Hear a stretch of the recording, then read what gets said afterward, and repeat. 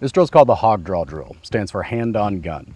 We use this drill to kind of figure out what the angle of our elbow is so we can determine where that dot's going to go as we draw. If you're having troubles aligning your sights you draw, you can't find it, or it's inconsistent and so on and so forth, this might be good for you.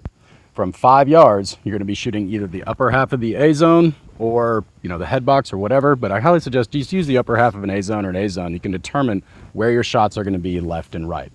And then what you're going to do is you're going to start off dry firing, okay? Changing the angle of your elbow to determine where that sight lines up as you draw.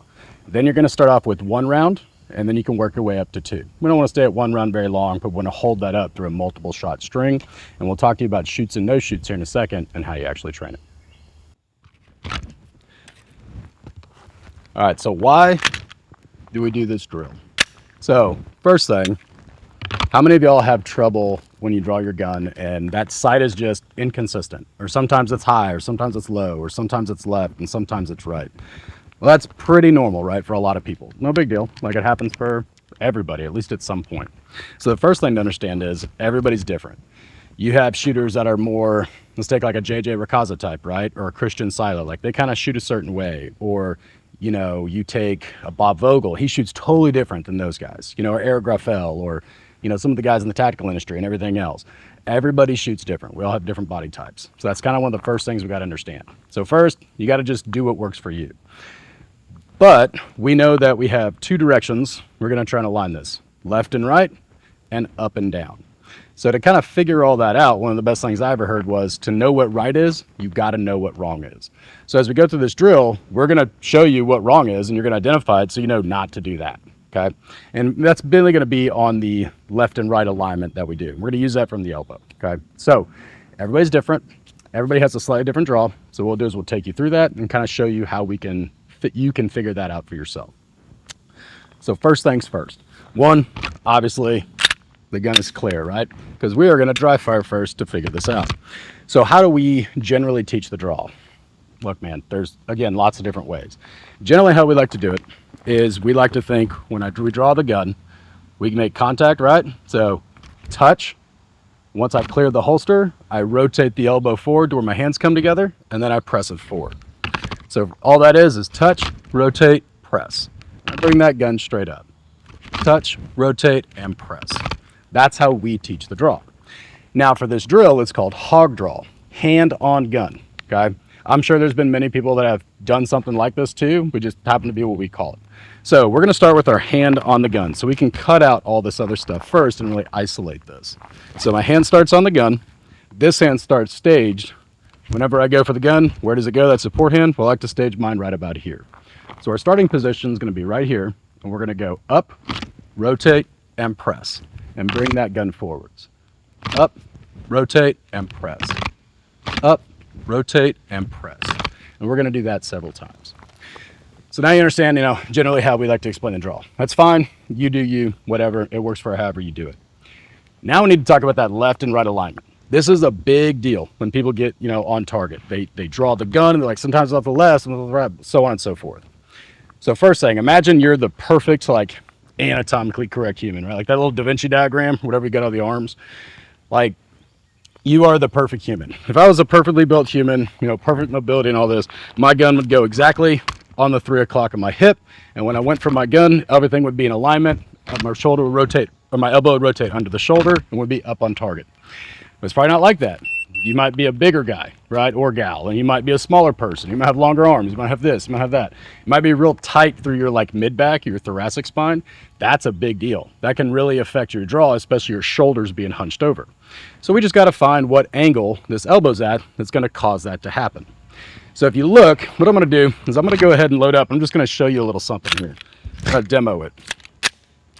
As I draw the gun, if everything's in alignment, and if my forearm is in line with the gun, and then my elbow generally stays under my shoulder as I bring the gun up and onto target, that sight should be right where I want, left and right. So let's look at that real quick. Stand by. Good. Do it again. Stand by. Good. Do it again. Stand by. Good. So you can see on the target, the shots are generally in the middle, right? That second one was a little low, give me a break. But more or less, they're kind of in the middle where I'm looking. Now, if we change the angle of that elbow, if I kick that elbow out, instead of being in line with the gun, elbow under the shoulder, if I just kick my elbow out like this, where does that draw? Now that draws a line off to the left. So where's that shot naturally going to go? It's probably going to go off to the left. Let's check that out. Stand by. And if I bring it too far in, now it's pointing out. Stand by. So now we've got a spread middle, left, and right.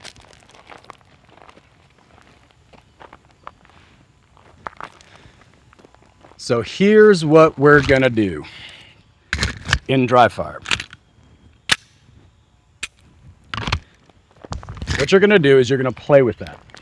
You're gonna move your elbow in and out, and you're gonna find where that lines everything up at. So that once you find it, well, again, to know what right is, you gotta know what wrong is. You're gonna start what you think is in the middle, and you're gonna start kicking it out. It's gonna move the sight. And then you're gonna start bringing it in a little bit with every draw. You're gonna see that sight move back across too far. Then you're gonna bring it back to the middle. So you're gonna know what it feels like if my elbow's out, know what it feels like if my elbow's in, and I know what it's gonna feel like if my elbow's in alignment. So we generally like to say like shooting is done from the elbows forward. Like I draw with the elbow, I do everything with the elbow. That just seems like I can frame the gun out a little bit better. It's just the way we think about it. So you're gonna dry fire, spend a few minutes doing this, hand on gun, other hand staged. And all I'm gonna do, I'm gonna start my elbow out and draw. It's off to the left. I'm gonna pull it in a little bit. Draw, gets a little bit closer, pull it in more. Now it's in the middle. Now I'm gonna pull it in more past that. It goes out to the right, pull it in more, goes even farther to the right. Now I'm gonna go back to that middle and rep that out.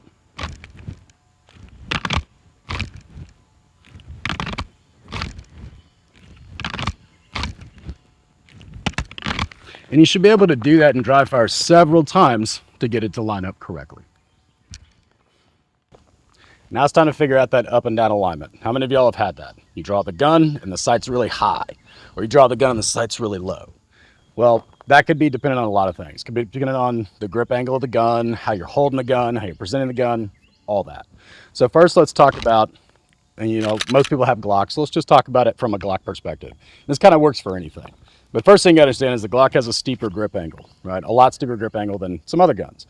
So when you point the gun naturally, when you point, a lot of people pick up a gun, they just kind of point with their knuckles like this, right? So what happens when we do that with a Glock? It sits a little bit high, right? Because of that steeper grip angle. So you got to kind of cant that wrist, or, not pronate, but, push the muzzle down, right? You got to cant your wrist and kind of flatten everything out as you shoot. So first things first, if you're shooting a Glock, instead of pointing with your knuckles like this, like say you would with a CZ or a 1911 or 2011 or the SIGs or anything like that, have a more natural grip angle, then instead of pointing with your knuckles, you got to point with your thumbs. And that kind of helps me think to cant that wrist down a little bit and point forwards, and that's going to flatten the slide. So there's one thing. Well, if you do that, or maybe you have a regular gun that's not a Glock or doesn't have that steeper grip angle, you might be pushing it down too far. So instead, just point with your knuckles. So there's one thing we can do. We can just think about how we're pointing with the gun with our knuckles versus our thumbs, and that might help you out. The other thing we can do is how we present the gun. So if I draw the gun, and once my hands come together, if my gun is down here and I bring it up, well, it's going to be pointed down a little bit, and I got to correct. So generally what I like to think about when we draw the gun is once we say that word rotate that we mentioned earlier, touch, rotate, and I bring that gun forwards, what I'm doing is I'm bringing the gun forward, so I'm just trying to think about keeping the slide parallel to the ground. Does it have to be perfectly parallel? No, it doesn't have to be. But if I think about that as I bring the gun up, it'll probably be there when I present fully on target. So again, starting with hand on gun, this hand staged right here. All I'm going to do, up, rotate the gun forwards, keep it level as I press, and we get on target. So if I can keep that gun flat to the ground once my hands together, and as I press out, the press up portion of the draw, that'll probably be lined up and down just like we want. All right, so now we're going to go ahead and go live. So how this is going to work is you got shoots and no shoots. We just practiced our dry fire. You worked through all that stuff. You dry fired for several minutes. And you're like, okay, cool, right? And this is something you can do just dry fire for a long time too. But since we're on the range, we're gonna show you how to shoot it live. So what we're doing here is called shoots and no shoots. You're gonna start with the hand-on gun right here in your support hand stage. And every time you draw, if it's within the, whatever your level of like, accuracy is, wherever you think that sight should be, you're gonna take the shot. We're not talking about, you can put a 1-inch pasty up there, like I love doing that, but you don't have to have your sight touch the 1-inch paster right now every single time. Let's just say if your sight is generally in the middle of the A zone, that's good enough. If it's outside of that and you think you're better than that and you're more capable than that, then guess what? Or you did something wrong, and that's a no shoot. So if it's where you want it, shoot. If it's not where you want it, do not shoot. Identify why. Then you're gonna do 3 dry reps and then go live again. So first we're just gonna do this with 1 round. So let's look at this. We're all loaded up. Starting off, I'm gonna try and do everything we just practiced. All right. All right, support hand stage, everything good. Stand by. Stand by. Good.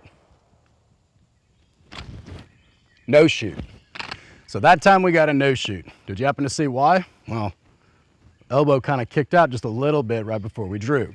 So where was that sight at? Well, it was just off on the C zone. If there's a little C imprinted on there and targeting the C zone, just to the left of that, but not quite to where the bullet hole is. That's where that sight lined up. So that's a no shoot.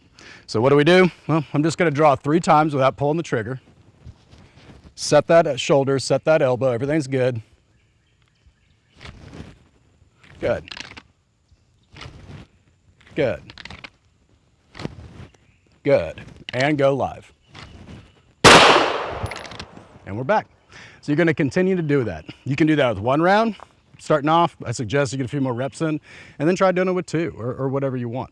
Again, you can make it harder, you can make it easier. If you wanna put a black 1-inch paster up there so you can say, hey, that's my reference point, I'm gonna try and touch it every time, great. But other than that, it's a pretty simple drill. So as you go through and do this, remember, as you do stuff like this, it's all about what you're getting out of it. You can't just be like, well, I was doing this hog draw thing and I'm just not figuring it out. Well, no shit. Like, you have to actually pay attention and decide what works for you. So it just gives you a little bit of a chance to kind of explore that and then figure it out for yourself, because that's kind of what shooting is. Nobody can make you do it, you just got to figure it out.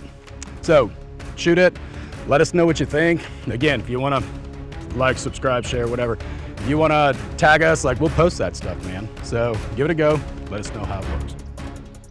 In case y'all are wondering what we're using today, so again, Shooters Global shot timer. Sweet, magnetic, rechargeable, all that stuff. Sweet dad bracelet. Who doesn't want one of those, right? So on the pistol, Leupold DP Pro with the 2.5 dot. On this one, then a lot of those are on a 6. They're both great. But the cool thing I wanted to show you was this. This is a Glock performance trigger, but it's from Johnny Glocks. So he takes the Glock performance trigger, he puts his flat face trigger shoe on it, and then cleans it up a little bit, does his trigger work to it, whatever. But the cool thing about it is, if you haven't seen these yet, if you pull them, fires. But then in dry fire, you can just keep pulling the trigger. And that's really the reason I like it, because it's just nice for dry fire and practice. Just do whatever you want, keep going. You don't have to keep racking the slide, or at least you have a trigger to play with, pretty much. Other than that, guys, Bear shirt is online, and Agonic pants are sweet. The new ones just came out if you want a little bit more relaxed fit. And our belt should be out in the next, sometime in September. So we're hoping for September 2023 release. Other than that, the drill we just did just came from our book. So hop on to Amazon or the website and order you one. It's on page, I don't remember, but it's in the back. We got like 20-something drills and a bunch of stuff in front of that. So check it out.